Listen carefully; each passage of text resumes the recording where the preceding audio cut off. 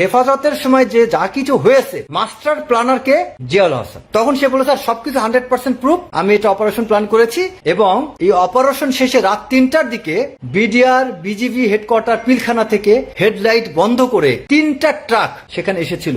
ওই 3 ট্রাক ভর্তি লাশগুলো কোথায় গিয়েছে, কি হয়েছে এখনো কেউ জানে না। জিয়া তৌহিদ স্যারকে বললো, পিএম এর নির্দেশ মোতাবেক সারা দেশে প্রায় 10,000 লোক আছে এবং এদেরকে নিয়ে একটা গোপন তালিকা হয়েছে, এই 10,000 লোককে মেরে ফেলতে হবে। পিএম বলেছেন আওয়ামী লীগ আর কোনোদিন এই দেশের ক্ষমতা ছাড়বে না। এই তো সেদিনও জেনারেল তারেকের সাথে আমাদের গোপন মিটিং হলো।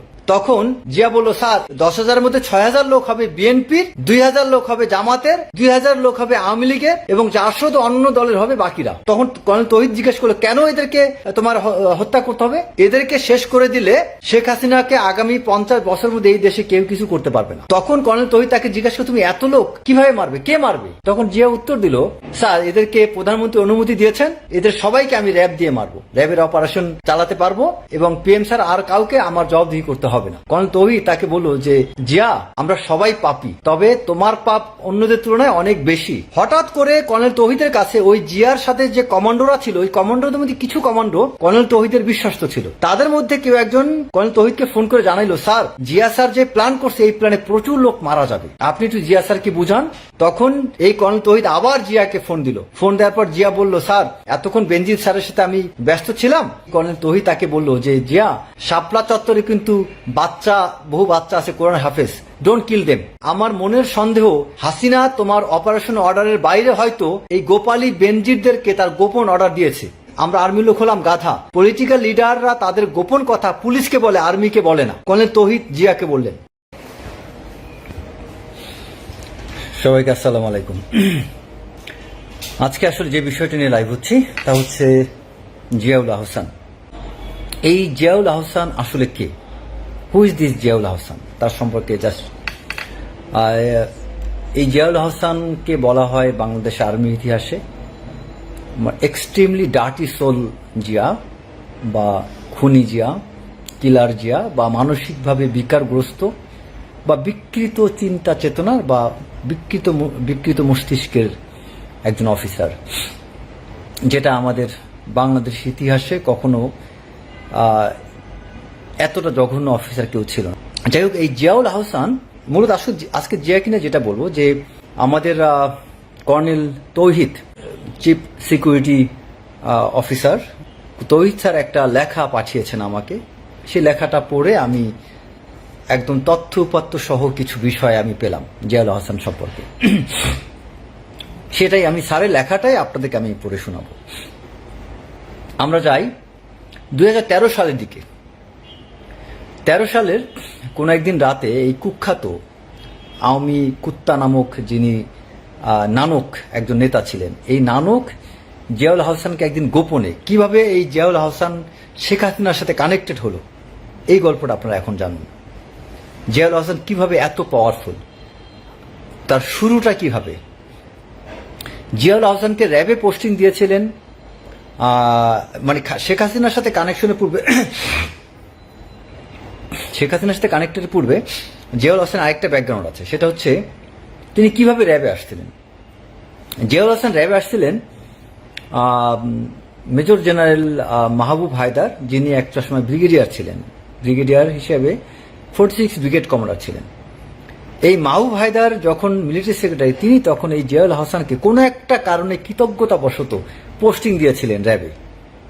র্যাবে কেন এই রং হেডেড এই পাগল উম্মা জিয়াকে, এটা মাহবুব হায়দার জানতেন জিয়া খারাপ, অযোগ্য। কারণ এই কর্নেল তৌহিদ স্যারের ভাষ্যমতে তিনি একটা কথা বলছেন যে জিয়া সবসময় তাকে বলতেন, স্যার আমাকে পড়াশোনার কোনো কর্নেল তৌহিদ যখন কমান্ডো ব্যাটালিয়নের সিও, তখন জিয়া তার ক্যান্টিন অফিসার। আর্মিতে যারা পড়াশোনা ভালো, মাথা ভালো, তারা কখনো ক্যান্টিন অফিসার হয় না, বরং যিনি অন্য কোনো ভালো কাজকর্ম পারেন না তাকে ক্যান্টিনের দায়িত্ব দিয়েছেন। বাজার ঘাট করতো, ক্যান্টিনে বেচা কেনা এবং লাভ লস এটাই দেখত।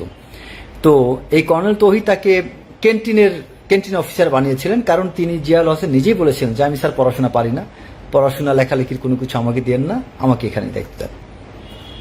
সো এই জিয়ার সম্পর্কে ব্রিগেডিয়ার মাহবুব হায়দার তিনি জানতেন যে তিনি অযোগ্য, তাই তা সত্ত্বেও কেন তাকে র্যাবে পোস্টিং দিয়েছিলেন, কারণ হলো মাও ভাইদার তার প্রতি কৃতজ্ঞ ছিলেন, এটা কর্নেল তৌহিদের ভাষ্য অনুযায়ী, মানে তিনি যে লেখাটা দিয়েছেন সেই লেখায় এটা উল্লেখ করা আছে।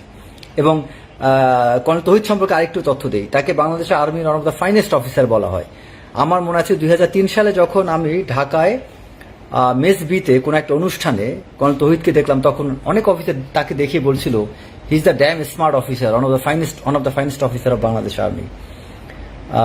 সো সেই কর্নেল তৌহিদ কখনো মিথ্যা বানোয়ার কথা বলার মানুষ না। তার ভাষ্য মতে তিনি যা বলেছেন আমি সেটাই এখানে বর্ণনা করছি। সো কর্নেল তৌহিদ স্যার লিখছেন যে মাও ভাইদার খানের কোনো একটা মানে তার পরিবারের কারো একটা বিয়ের অনুষ্ঠান ছিল। সেই বিয়ের অনুষ্ঠানে আমি একটু সংক্ষেপে বলি, বিয়ের অনুষ্ঠান উপলক্ষে হঠাৎ করে ওই মুহূর্তে বাংলাদেশের ওই তখন আওয়ামী লীগ সরকার ক্ষমতায়, তো 48 ঘন্টার একটা অবরোধ ছিল। এই 48 ঘন্টার অবরোধে কোথাও মুরগি পাওয়া যাচ্ছিল না, এবং তাকে তখন এই মুরগি কোথায় পাওয়া যায়, তো এখন তো মুরগি তো লাগবে বিয়ের অনুষ্ঠানে, 600 মুরগি লাগবে। তখন ওই জায়গায় 34 ইস্ট বেঙ্গল নামে একটা ব্যাটালিয়ন ছিল। ওই ব্যাটালিয়নে কোনো এক অফিসার মাহবুবেদার খানকে বলল যে স্যার, আমাদের এখানে 34 বেঙ্গলে একটা অফিসার আছে যে যাকে কোনো আপনি যা দায়িত্ব দিবেন সে তাই পারবে। আপনি তাকে একটা আস্থা মানুষের বডি চান, সেই বডিটাও সে এনে দিতে পারবে। তো কে সে অফিসার? Major captain Zia. তখন জিয়া ক্যাপ্টেন। ঠিক আছে, জিয়াকে ডাকো।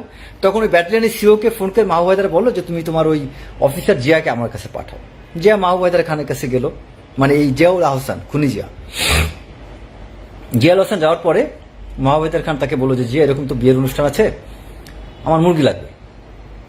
তো জিয়াউল আহসান তখন বললো স্যার আপনি চিন্তা করেন না, আমি এই মুরগির ব্যবস্থা আমি করছি। এই জিয়াউল আহসান মানে এই খুনি জিয়া তখন বললো যে আমি স্যার, আমি মুরগি যে করে হোক ব্যবস্থা করে দিচ্ছি। তখন দিদেন ব্রিগেডিয়ার মাহবুব হায়দার খুব খুশি হলেন, এবং জিয়া মাহবুব হায়দারকে একটা শর্ত দিল, স্যার আমি মুরগিগুলো ম্যানেজ করে যখন আমি আসবো, আমার গাড়িটা কচুখ্যাত ওই জায়গায় এমপি চেকপোস্টে যাতে ইন আউট না দেখায়, মানে গাড়ি নাম্বারও নোট করতে পারবে না, আমার নামও ওখানে নোট করতে পারবে না, আমি গাড়িটা নিয়ে বাইরে যাব এবং আসবো। ঠিক তেমনি জিয়াউল আহসান সে 3টা পিক আপ নিয়ে গাবতলী বাজারে গেলেন। সেখানে যে সে ওই মুরগি বাজার থেকে, গাবতলী বাজার থেকে 600 মুরগি নিয়ে আসলেন বিনা টাকায়, কোনো টাকা পয়সা দিলেন না। তখন অবরোধ, 48 ঘন্টার অবরোধ, ওই অবরোধের মধ্যে মানুষ আতঙ্কিত। তো ওই আতঙ্কিত অবস্থায় গাবতলী বাজারে 48 ঘন্টার অবরোধ হরতালের মধ্যে জিয়াউল আহসান পিক আপ নিয়ে 3 পিক আপ ভর্তি করে 600 মুরগি নিয়ে চলে আসেন, কোনো টাকা পয়সা দাম দিলেন না। মাহবুব হায়দার ব্রিগেডিয়ার মাহবুব হায়দার খান তো খুব খুশি হয়ে গেলেন, ও মাই গড, এটা জিয়া কি করছে, এত বড় একটা কাজ। সেই মুরগি 600 মুরগি পাওয়ার কারণে মাহবুব হায়দার খানের বোন বা তার সেই পরিবারের বিয়ের অনুষ্ঠানটা তিনি সম্পন্ন করতে পেরেছিলেন। এই হলো ক্যাপ্টেন, এবং এরপর থেকে জিয়ার নামটা হয়েছিল মুরগি জিয়া। এটা আমার কথা না, এটা আমাদের যে সিএসএফ এর প্রধান খালেদা জিয়ার, কর্নেল তৌহিদের যখন উনি ব্যাটালিয়নের কমান্ডিং অফিসার, তখন তার একটা ইউনিট অফিসার 2IC তাকে এই কথা বলেছিল, জিয়ার কোর্সমেট, যে স্যার আমরা কিন্তু কোর্সমেটরা জিয়াকে মুরগি জিয়া বলে রাখি। এই মুরগি জিয়া নামটা, খেতাবটা পেয়েছিলেন তিনি ওই মাহবুব হায়দার খানকে 600 মুরগি সাপ্লাই দিয়ে। সো এই হলো মাহবুব হায়দার খানের জিয়ার প্রতি কৃতজ্ঞতা। সেই কৃতজ্ঞতার স্বরূপ মাহবুব হায়দার খান যখন মেজর জেনারেল হয়ে মিলিটারি সেক্রেটারি হতে পারলেন, তিনি তখন জিয়াকে পরপর 2টা প্রমোশন বোর্ডে প্রমোশন হলো না। প্রমোশন না হওয়ায় তিনি একটু ভাবছিলেন যে ওকে কিভাবে পুরস্কৃত করতে পারি। প্রমোশন তো দেওয়া সম্ভব না, কারণ তার মাথা তো আসলে কাজ করে না, তাকে লেফটেন্যান্ট কর্নেল বানানোর যোগ্য না। একটা লেফটেন্যান্ট কর্নেল মানে একটা ব্যাটালিয়নের কমান্ডিং অফিসার হবে, সিও হবে। তো তাকে কি করা যায়? তখন তিনি করলেন কি, তাকে একটা প্রাইজ পোস্টিং দিলেন র্যাবে। জিয়া র্যাবে আসলো। র্যাবে আসার পরে তারপরে র্যাব 2তে তিনি কাজ করলেন, এবং তার মারাত্মক অ্যাম্বিশন যে করে হোক এই জিয়াউল আহসানকে প্রমোশন পেতেই হবে। এখন প্রমোশন পাওয়ার জন্য, দৃষ্টি আকর্ষণ করার জন্য তিনি আপনার সে র্যাবের ব্যাটালিয়ন এক পর্যায়ে প্রমোশন অর্জন করলেন। এই নানক টানক এদেরকে ধরে লেফটেন্যান্ট কর্নেল হয়ে র্যাবের ডাইরেক্টর ইন্টেলিজেন্স হয়ে গেলেন তিনি। এই র্যাবের ডাইরেক্ট ইন্টেলিজেন্স হওয়ার পরেই জিয়ার জীবনে উত্থান শুরু। আচ্ছা, এখন আমি পেছন দিকে যাই, যেটা শুরুতে বলতেছিলাম। জিয়া যখন র্যাবের ডাইরেক্ট ইন্টেলিজেন্স হলেন, তখন এই জিয়াকে আপনার 2013 সালের দিকে কোনো এক রাতে আপনার এই কুখ্যাত নানক আওয়ামী লীগ নেতা জিয়াকে নিয়ে গেলেন শেখ হাসিনার কাছে গণভবনে গোপনে। শেখ হাসিনার কাছে নিয়ে যাওয়ার পরে শেখ হাসিনার সাথে জিয়ার অন টু অন সাক্ষাৎ হয় এবং জিয়া এই কথাটুকু 2013 সালে এই কর্নেল তৌহিদ, তিনি তখন চাকরিরত কমান্ডো ব্যাটালিয়ন, তিনি তখন অধিনায়ক, এই তৌহিদ স্যারকে ফোন করে বললেন যে স্যার একটা অনেক বড় একটা কাজ হয়েছে। তো তৌহিদ স্যার মানে কর্নেল তৌহিদ একসময় জিয়ার কমান্ডিং অফিসার ছিল, সে কারণে জিয়া জানতো তার মাথায় কাজ করে না, যে কারণে সে ওই টুকটাক বিভিন্ন বিষয়ে কর্নেল তৌহিদের পরামর্শ চাইতো, তার সিওকে ফোন দিত। ওই একইভাবে কর্নেল তৌহিদকে ফোন দিয়ে জানালো স্যার আজকে অনেক বড় কাজ হয়েছে। তৌহিদ স্যার জিজ্ঞাসা করলো, হ্যাঁ জিয়া কি হয়েছে বলো তো। স্যার গত রাতে পিএম নিজে আমাকে একটা গোপন মোবাইল নাম্বার দিয়েছে এবং তিনি অনুমতি দিয়েছে আমি যে কোনো সময় যে কোনো অবস্থায় আমি শেখ হাসিনাকে কল করতে পারবো।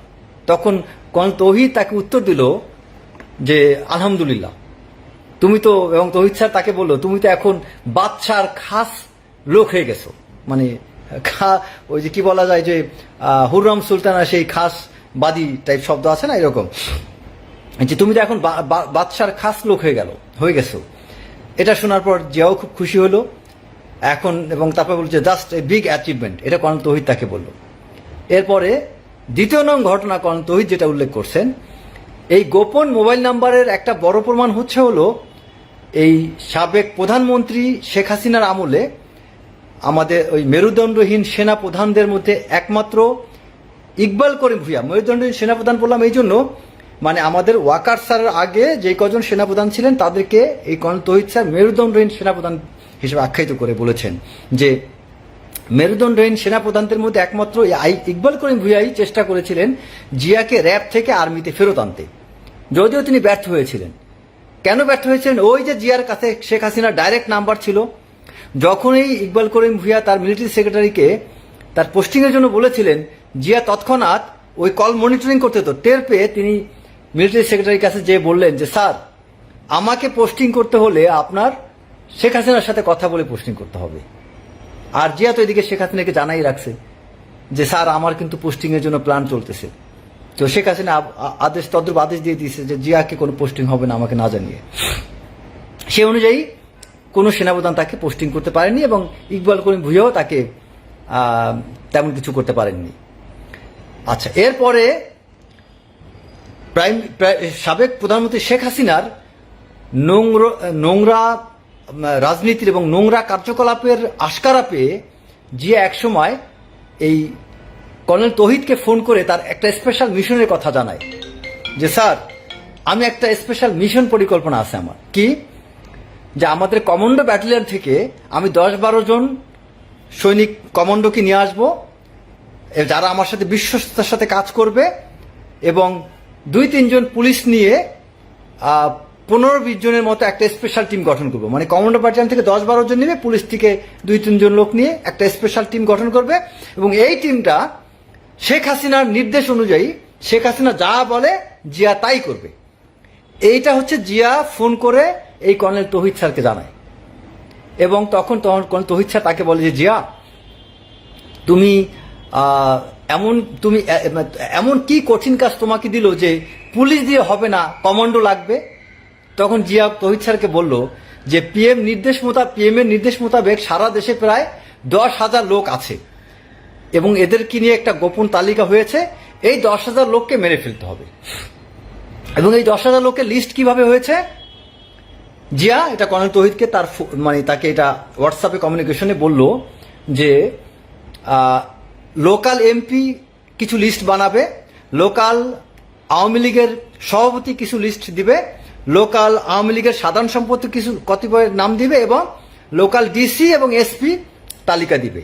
এই 4টা গ্রুপ, এমপি, লোকাল আওয়ামী লীগের সভাপতি, সাধারণ সম্পাদক, ডিসি এবং এসপি, এই 5টা মানে দিক থেকে লিস্ট নিয়ে সে 10,000 মানুষের একটা তালিকা করবে এবং এই তালিকায় কারা থাকবে, সেটাও আবার কর্নেল তৌহিদ তাকে জিজ্ঞেস করলো, এই 10,000 লোক কেন এবং কি জন্য, কোন ক্যাটাগরিতে তুমি এই 10,000 লোককে সিলেক্ট করবা? তখন জিয়া কর্নেল তৌহিদকে জানালো যে পিএম বলেছেন আওয়ামী লীগ আর কোনোদিন এই দেশের ক্ষমতা ছাড়বে না। সো এই তো সেদিনও জেনারেল তারেকের সাথে আমাদের গোপন মিটিং হলো, আবারও সবার সামনে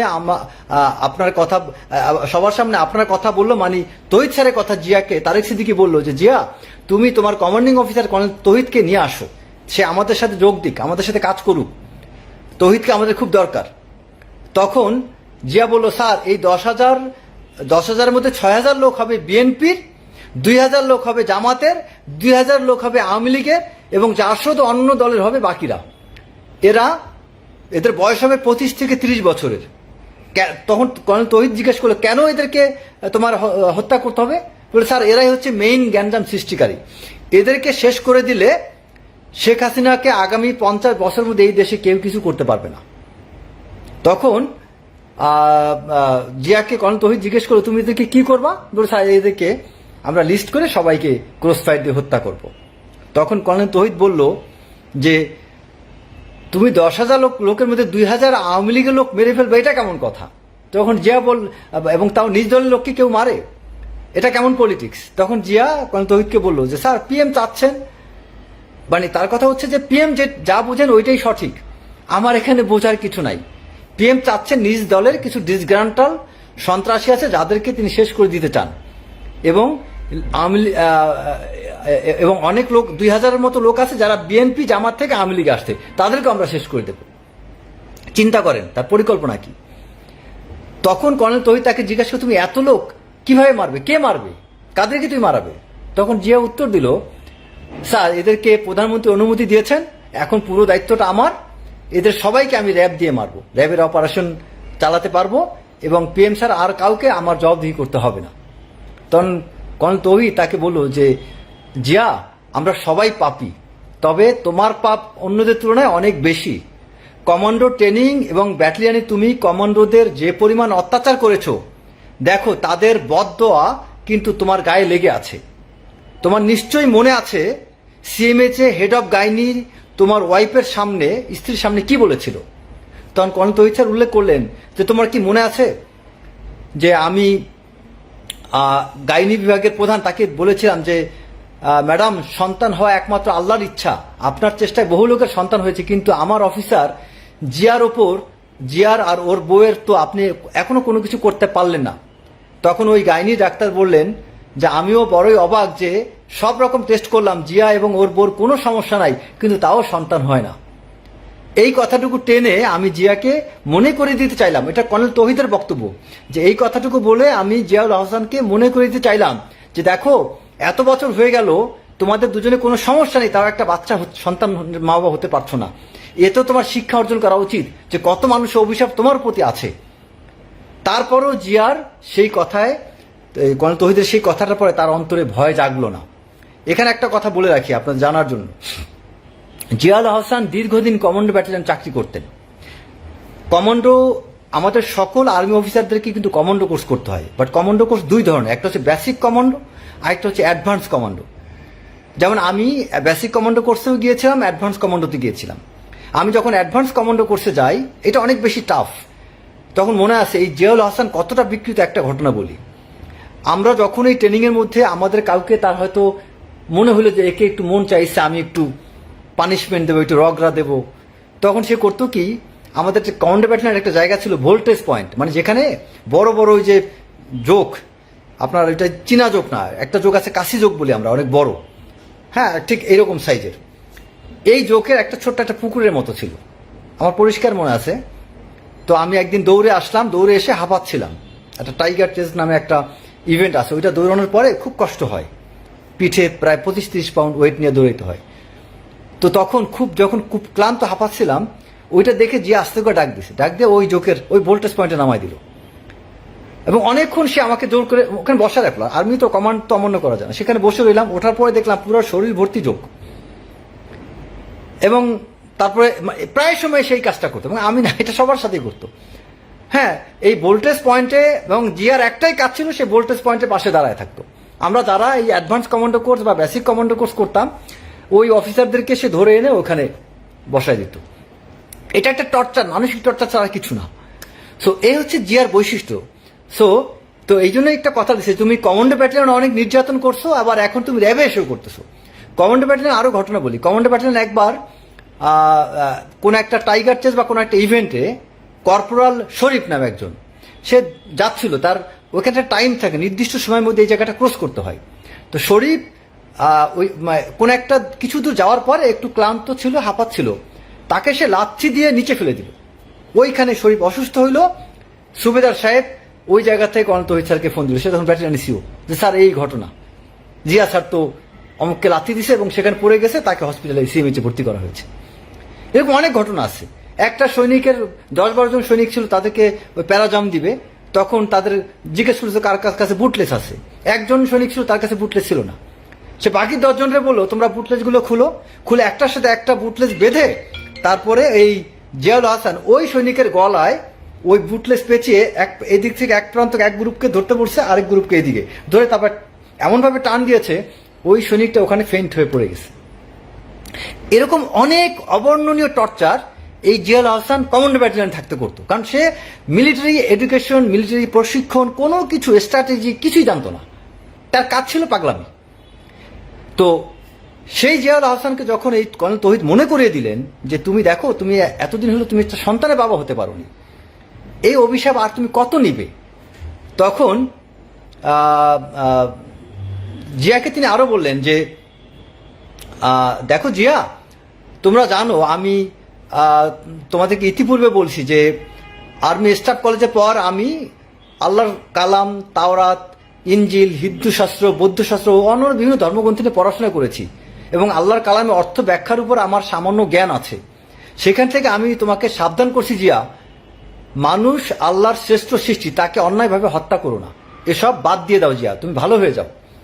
তখন জিয়া তার সেই কথাটাকে সে গুরুত্ব দেয়নি এবং জিয়া ভালো হওয়ার কি সে তখন হেসে উড়িয়ে দিত। তো এরপরে এই জিয়াউল হাসান এক পর্যায়ে সে যখন ওই হেফাজতের ঘটনাটা চলে আসলো 2013 সালের 5ই মে, সেই সময় জিয়া হঠাৎ করে কর্নেল তৌহিদকে একদিন ফোন দিলেন, স্যার দোয়া করবেন, এই জাস্ট হেফাজতের অপারেশন প্ল্যান পিএমকে জানিয়েছি, উনি ওকে করেছেন। জিয়া খুব গর্বের সাথে কর্নেল তৌহিদ স্যারকে বলছেন যে স্যার এই মাত্র হেফাজতের অপারেশন প্ল্যান, হেফাজতের উপর একটা অপারেশন করব, সেই অপারেশন প্ল্যানটা আমি প্রাইম মিনিস্টারের কাছ থেকে অনুমতি নিয়েছি। সে এখানে যে রেইড করেছিল, এটা পুরা কমান্ডো স্পট রেইড বা হাইড আউট রেইড বলি আমরা। এই ধরনের রেইড সাধারণত মিলিটারি অপারেশনে বা কাউন্টার ইনসার্জেন্সি অপারেশনে বা যুদ্ধকালীন পরিস্থিতিতে করা হয়। জিয়া সেই রকম একটা রেইড প্ল্যান করেছিল এই হেফাজতের জন্য এবং সেটা সে খুব গর্বের সাথে এই কর্নেল তৌহিদকে বলছিল যে স্যার আমি প্রধানমন্ত্রীকে বলে আসছি এবং আমি এটার অনুমতি পেয়েছি যে আমি কমান্ডো স্পট রেইড বা হাইড আউট রেইডের একটা অবিকল অপারেশন করব, যাতে এবং তখন কর্নেল তৌহিদ তাকে জিজ্ঞেস করলো জিয়াকে যে তুমি তুমি এখান যে অপারেশনটা করবা, এটা তোমার রুট ব্লক বা ফায়ারিং এবং কোন কোন রুট এসকেপের জন্য পালানোর রাস্তা রেখেছো, এটা কি তোমার আছে? মানে নিয়মটা হচ্ছে কি যে যখন এরকম অপারেশন করা হয় যে কোথা দিয়ে তারা পালিয়ে যাবে, কোথা দিয়ে তুমি ব্লক করবে এই বিষয় এবং কোথা থেকে তুমি ফায়ার করবে, এই জিনিসগুলো কি পরিকল্পনা করা হয়েছে? জিয়া তখন বলল যে স্যার অপারেশন প্ল্যান 100% আমি করেছি। তার মানে কি এখানে একটা জিনিস প্রমাণ হইল যে হেফাজতের সময় যে যা কিছু হয়েছে মাস্টার প্ল্যানারকে জিয়াউল হাসান, যত ক্ষয়ক্ষতি হয়েছে সব জিয়াউল হাসান। তখন সে বলে স্যার সবকিছু 100% প্রুফ, আমি এটা অপারেশন প্ল্যান করেছি এবং র্যাব পুলিশ তাদেরকে তাদের দায়িত্ব বুঝিয়ে দিয়েছি এবং পিএম এর কাছ থেকে আমি সবকিছু কনফার্মেশন নিয়েছি। তখন এবং তৌহিদ স্যার তখন তাকে বললো যে দেখো তুমি যে এই জিনিসটা করছো, প্রাইম মিনিস্টার তো আর ইউনিফর্ম পারসন না, আর উনি ইউনিফর্ম পরেনও না, কমান্ডো ট্রেনিংয়ে ওনার নেই, কোয়ালিফাইডও না। কমান্ডো অপারেশনের ফায়ার কন্ট্রোল তুমি কিভাবে করবা? যখন তুমি এরকম একটা আদেশ দিয়ে দেবো, ওপেন ফায়ারের আদেশ দিবে, তখন কিন্তু ফায়ার কন্ট্রোল করা সহজ না। যেমন আমি হুট করে বলি ফায়ার অর্ডার দিয়ে দিলাম, পুলিশ থাকবে, র্যাব থাকবে, আর্মি থাকবে, আনসার থাকবে, তখন কিন্তু অনেক কিছু কন্ট্রোল করা যায় না। ফায়ার আদেশ দেওয়ার পরে কিন্তু এটাকে কন্ট্রোল করা অনেক ডিফিকাল্ট, যেটা জিয়ার এই জ্ঞানটা ছিল না। যে কারণে তহিদ তাকে বলেছিল যে এই ফায়ার কন্ট্রোলটা তুমি কিভাবে করবা। তখন জিয়া বলছে, স্যার আমি এটা কোনো ব্যাপারই না, আমি ইজিলি কন্ট্রোল করতে পারবো। তখন তহিদ স্যার বলল, দেখো এখানে অনেক বাচ্চা বাচ্চা পোলাপান আছে যারা হাফেজ, এই বাচ্চাগুলোকে তুমি মেরো না, এবং এদের প্রতি যাতে গুলি না যায় এটা তুমি কন্ট্রোল করো। তখন জিয়া বললো, হ্যাঁ স্যার আমি সেটা, মানে সে তাকে কোনো রকম জাস্ট সান্ত্বনা দেওয়ার মতো কিছু একটা কথা দিয়ে সে বিদায় নিল, ফোনটা রেখে দিল। এবং কি হলো দেখেন, পরে যখন এই জিয়া যখন এই অপারেশন প্ল্যান সবকিছু কমপ্লিট, হঠাৎ করে কর্নেল তৌহিদের কাছে ওই জিয়ার সাথে যে কমান্ডোরা ছিল, ওই কমান্ডোদের মধ্যে কিছু কমান্ডো কর্নেল তৌহিদের বিশ্বস্ত ছিল। তাদের মধ্যে কেউ একজন কর্নেল তৌহিদকে ফোন করে জানাইলো, স্যার জিয়া স্যার যে প্ল্যান করছে এই প্ল্যানে প্রচুর লোক মারা যাবে, আপনি একটু জিয়া স্যারকে বুঝান যাতে স্যার এখানে এই জঘন্য বর্বরতা তিনি না করেন। তখন এই কর্নেল তৌহিদ আবার জিয়াকে ফোন দিল। ফোন দেওয়ার পর জিয়া বলল, স্যার এতক্ষণ বেনজির স্যারের সাথে আমি ব্যস্ত ছিলাম, যে কারণে আপনার কলটা ধরতে পারিনি, বলেন কি। তখন এই কর্নেল তৌহিদ তাকে বলল যে জিয়া, আমার মন চাইলো তোমাকে একটু হুঁশিয়ার করে দেই, শাপলা চত্বরে কিন্তু বহু বাচ্চা আছে কোরআন হাফেজ, ডোন্ট কিল দেম। এবং সে জিয়াকে আরো বলল, আমার মনের সন্দেহ হাসিনা তোমার অপারেশন অর্ডারের বাইরে হয়তো এই গোপালী বেনজিরদেরকে তার গোপন অর্ডার দিয়েছে। কথা খেয়াল করে শুনবেন। তখন কর্নেল তৌহিদ জিয়াকে বলল যে হাসিনা তোমাকে যে আদেশ দিয়েছে এই আদেশের বাইরেও সে গোপনে বেনজির বা পুলিশ তাদেরকে হয়তো এই আদেশ দিয়েছে। আমরা আর্মির লোক বোকা, অনেক কিছু আমরা বুঝি না, আমরা আর্মির লোক হলাম গাধা। পলিটিক্যাল লিডাররা তাদের গোপন কথা পুলিশকে বলে, আর্মিকে বলে না। এটা কর্নেল তৌহিদ জিয়াকে বললেন। একবার ফায়ার শুরু হয়ে গেলে দেখবা তুমি জিয়া আর কিছু কন্ট্রোল করতে পারবে না। পরে যা হবার তাই হলো, অনেক লাশ পড়ে গেল। এবং এই অপারেশন শেষে রাত 3টার দিকে বিডিআর বিজিবি হেডকোয়ার্টার পিলখানা থেকে হেডলাইট বন্ধ করে 3টা ট্রাক সেখানে এসেছিল। এটা সত্য ঘটনা। ওই 3 ট্রাক ভর্তি লাশগুলো কোথায় গিয়েছে, কি হয়েছে, এখনো কেউ জানে না। তো জিয়াউল হাসান সম্পর্কে আজকে এই পর্যন্তই। বাকি পর্বটা আমি কালকে বা আরেকদিন বলবো। সো জিয়াকে নিয়ে ধারাবাহিক আমি যে কথাগুলো বললাম এতক্ষণ, এর মধ্যে কোনো একটা কথা অতিরঞ্জিত না, বানানো না, কল্পনা প্রসূত না। এগুলো জিয়ার নিজের স্বীকারোক্তি, জিয়ারই কমান্ডিং অফিসার সিএসএফ এর প্রধান কর্নেল তৌহিদ তাকে দেয়া। এরপরে আমি আপনাদের বিডিআর কিলিং নিয়ে জিয়ার কিছু বিষয় আছে, এটা আমি পরের এপিসোডে আসবো। ইলিয়াস আলীকে নিয়ে জিয়ার কি ভূমিকা, সেই বিষয়টা আমি পরের এপিসোডে নিয়ে আসবো। এবং জিয়ার সাথে রয়ের কি কানেকশন, তারপরে জিয়া তার প্রমোশনের ক্ষেত্রে বিভিন্ন অফিসারদের প্রমোশনের ক্ষেত্রে জিয়া কিভাবে ইনফ্লুয়েন্স তৈরি করতেন সেটা নিয়ে কথা বলবো। এনটিএমসিতে জিয়া কি করেছেন, কিভাবে ব্ল্যাকমেইল করেছেন সেটা নিয়েও কথা বলবো। এবং জেলখানায় কিছু ঘটনা আছে, বালুর ট্রাক নিয়ে খালেদা জিয়ার সাথে জিয়ার এই যে নাটকটা শেখ হাসিনা জিয়াকে দিয়ে তৈরি করেছিলেন সেটা নিয়েও কথা বলবো। আর জিয়ার বাহিনী দ্বারা গুম কিভাবে হতো এবং কিভাবে তিনি সেগুলোকে সমাপ্ত করতেন, এই বিষয়গুলো আমি নেক্সট পর্বে ইনশাল্লাহ বলবো। সবাই ভালো থাকবেন।